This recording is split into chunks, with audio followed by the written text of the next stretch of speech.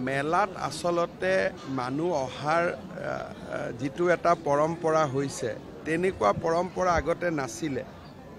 মেলাৰ সময়ত তেওঁলোকে মন্দিৰলৈকে আহে যোনে ইয়াতে ধ্যান কৰে, কিন্তু এটা টিভি বা মিডিয়াত মেলাৰ বিষয়ে জানাৰ লগে লগে মানুহৰ মনত মেলাৰ কেইদিন মন্দিৰলৈ আহিবলৈ এটা উৎসুকতা বৃদ্ধি পাইছে।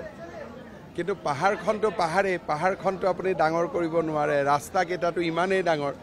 মই ভাবোঁ যে মেলাৰ কেইদিন পাহাৰৰ ওপৰত অহাটো কোনো ইয়াত কিবা বেছি পুণ্য পায় তেনেকুৱা কথা একো নহয়।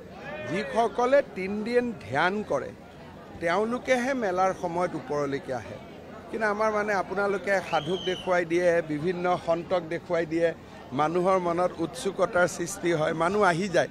আচলতে ইমান মানুহ পাহাৰখনে ল'ব নোৱাৰে। তথাপিতো এইবাৰ আমি আৰু 4000 মানুহ থাকিবৰ পৰা ব্যৱস্থা এটা কৰিম। লাহে লাহে ব্যৱস্থাও বাঢ়িছে, কিন্তু মানুহো বাঢ়িছে। অম্বুবাচী মেলাৰ নিবৃত্তিৰ পিছত প্ৰতি বছৰে মাৰ দৰ্শনৰ বাবে আহোঁ। এই বছৰ যথেষ্ট জনসমাগম হোৱা বাবে নিবৃত্তিৰ দিনাখনে মই দৰ্শনৰ বাবে অহা নাছিলোঁ। 2 দিন পিছত মানুহৰ ভিৰ অলপ হাম কটাৰ পিছত আজি মাৰ চৰণত সেৱা কৰিবলৈ সক্ষম হ'লোঁ। মেলা খুব ভাল কৰি হৈ গৈছে।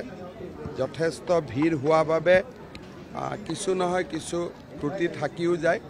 ভৱিষ্যতৰ দিনত আৰু মেলাখন ভাল হ'ব বুলি মই আশা কৰোঁ। মাৰ শ্ৰীচৰণত অসমবাসী ৰাইজৰ মংগলৰ বাবে আৰু সকলোৰে কল্যাণৰ বাবে প্ৰাৰ্থনা কৰিছোঁ। সকলোৰে যাতে ভাল হয়, মা কামাখ্যাই সকলোকে যাতে আশীৰ্বাদ কৰে।